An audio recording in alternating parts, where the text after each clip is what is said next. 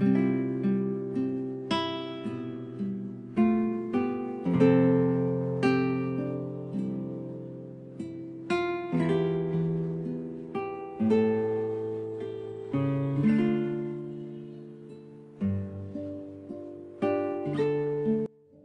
mabuting balita ng Panginoon ayon kay San Marcos. Unang araw ng piyesta ng tinapay na walang libadura. Araw ng pagpatay ng kordero para sa Paskwa. Tinanong si Jesus ng kanyang mga alagad, "Saan po ninyo ibig na ipaghanda namin kayo ng hapunang Pampaskwa?" Inutusan niya ang dalawa sa kanyang mga alagad. "Pumunta kayo sa bayan, may masasalubong kayong isang lalaki na may dalang isang bangang tubig.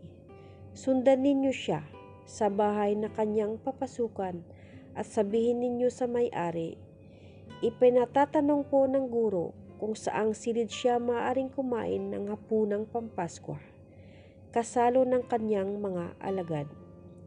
At ituturo niya sa inyo ang isang malaking silid sa itaas na mayroon ng kagamitan. Doon kayo maghanda para sa atin."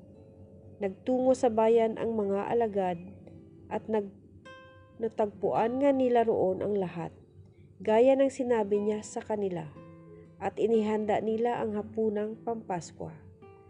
Samantalang sila'y kumakain, dumampot ng tinapay si Jesus, at matapos magpasalamat sa Diyos ay kanyang pinaghati-hati at ibinigay sa mga alagad.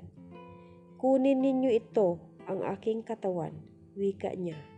Hinawakan niya ang kalis at matapos magpasalamat ay ibinigay sa kanila. At uminom silang lahat. Sinabi niya, "Ito ang aking dugo ng tipan, ang dugong mabubuhos dahil sa marami.